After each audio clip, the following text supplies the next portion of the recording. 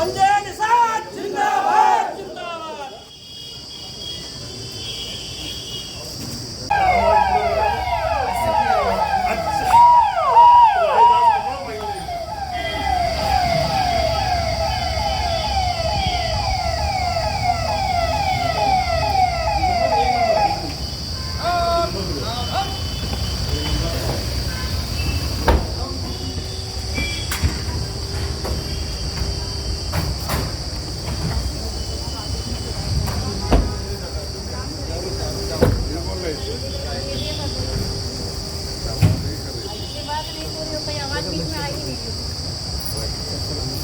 संजय निषाद जिंदाबाद जिंदाबाद।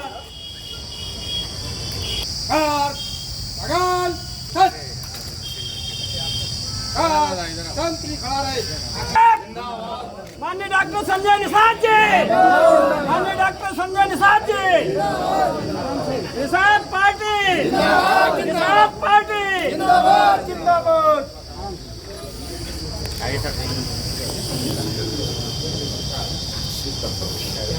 बाकी सबको रोक देंगे।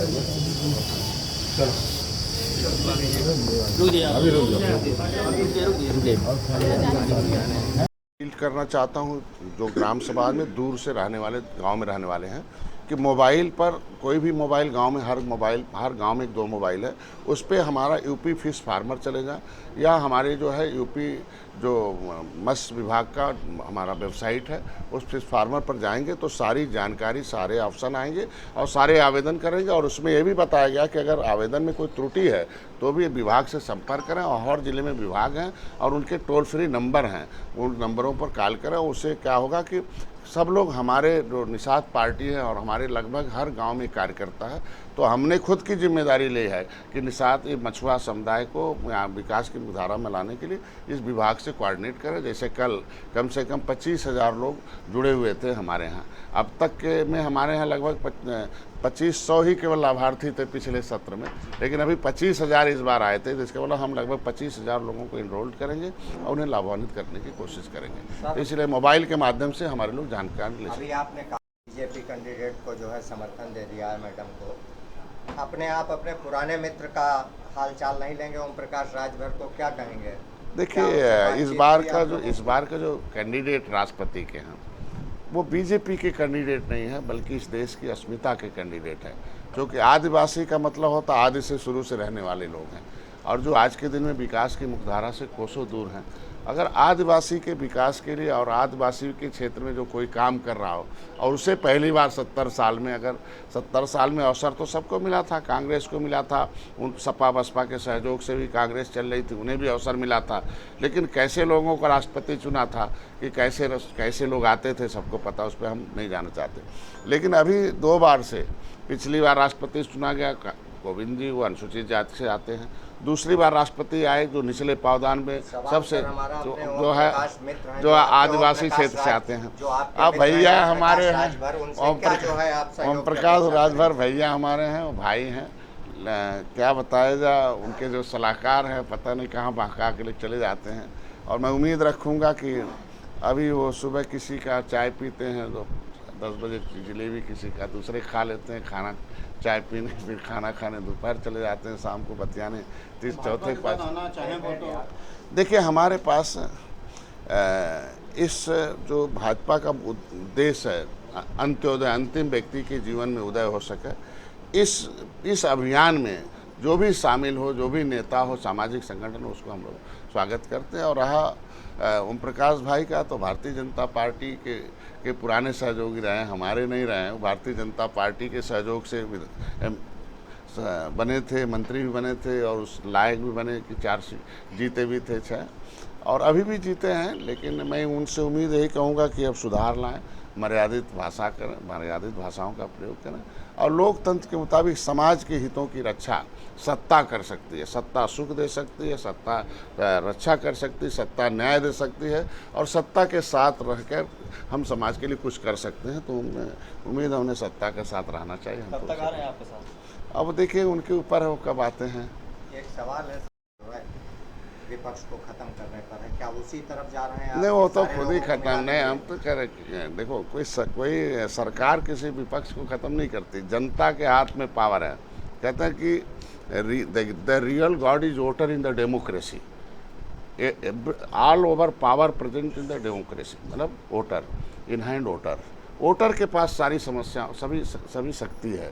और आज के दिन में वोटर जिसको शक्ति दे रहा है, अगर वोटर अगर उनसे खुश होता, 30 साल साथ दिया था, जिसको आप विपक्ष की बात करते हैं, उन्हें 70 साल एक को और 30 साल दोनों को, इतने लंबे समय तक दिया था। और अगर लंबे समय तक जनता के दिल में जगह नहीं बना पाए, उनके हितों की रक्षा के लिए कोई कानून नहीं बना पाए, पिछड़ों के नाम पर नुमाइंदगी करने वाले पिछड़ों के लिए कोई दो काम नहीं दिखा पाते कि मैंने पिछड़ों के लिए 2 काम किया।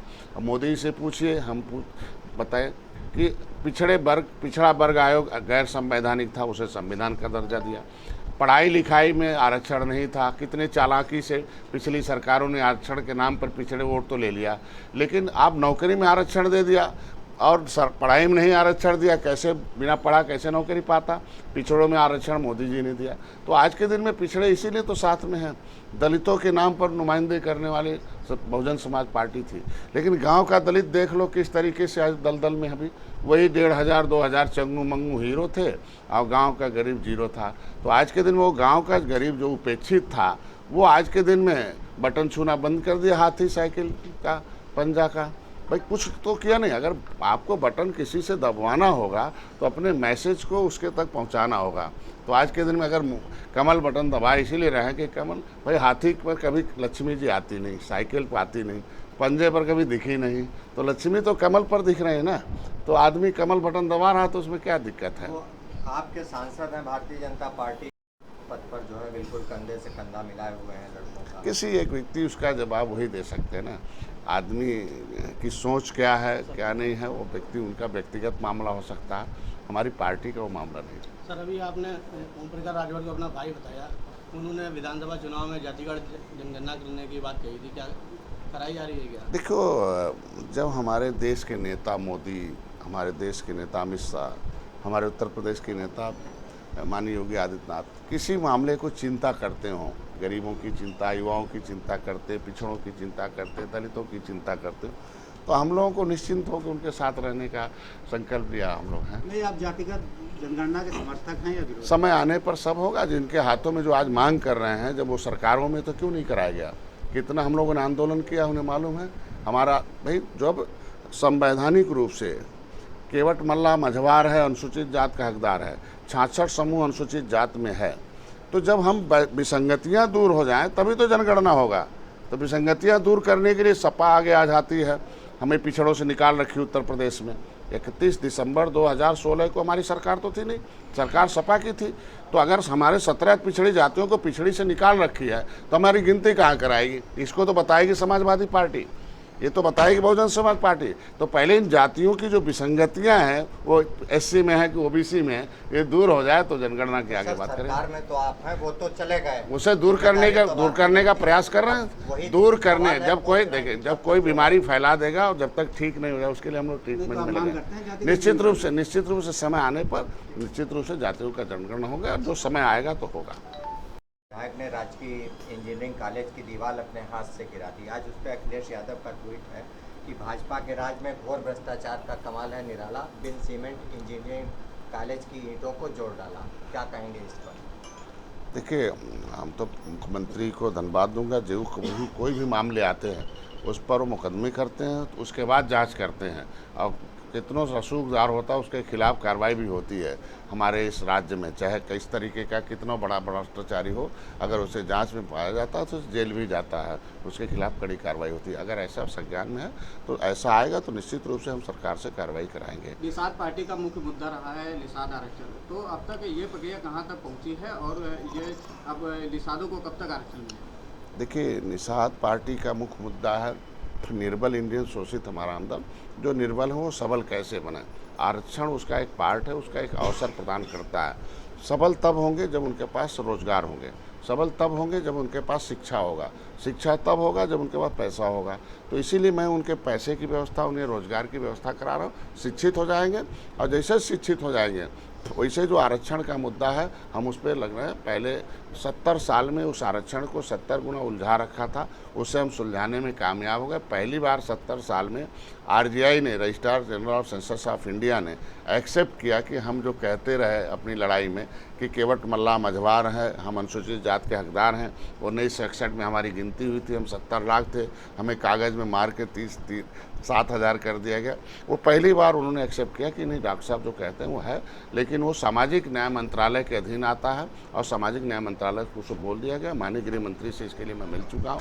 माननीय गृह मंत्री जी ने आश्वस्त किया कि कुछ समय हमें दे दो और थोड़ा सा उलझे हुए मामले को सुलझाओ। ये संवैधानिक मामला और संविधान के तहत हम निश्चित रूप से मछुआ समुदाय की जो भी संविधान में व्यवस्था हम करेंगे। राष्ट्र है, प्रधानमंत्री कहते थे 100 स्मार्ट सिटी बना देंगे। 100 स्मार्ट सिटी की पूरे वर्ल्ड की लिस्ट आई है, भारत का कोई भी उसमें शहर नहीं है। 8 साल हो गए प्रधानमंत्री जी को दावा 100 स्मार्ट सिटी का था। देखिए, प्रधानमंत्री ने दावा किया था कि हम गरीबों की तरफ ध्यान देंगे। सब 100 स्मार्ट पहले आप सुनिए ना, पहले प्रधानमंत्री भारतीय जनता पार्टी का सिद्धांत देखिए, अंत्योदय, अंतिम व्यक्ति के जीवन में उदय जाओ, जिसको सब लोगों ने अंधेरे में रखा था।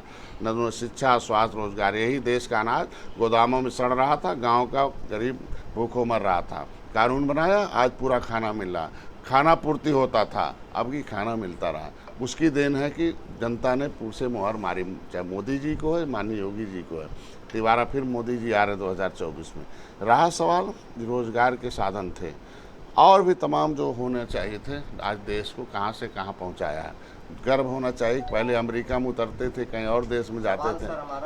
नहीं, मैंने स्मार्ट देखो, अब आपने किया था। देखिए, हमारा सवाल ये है कि आज जो लिस्ट आई है 8 साल में, जो पूरे वर्ल्ड की लिस्ट आई है, उसमें भारत का एक भी शहर नहीं है। 100 शहर। हम क्या वर्ल्ड की बात, हम नहीं भारत की बात करते हैं।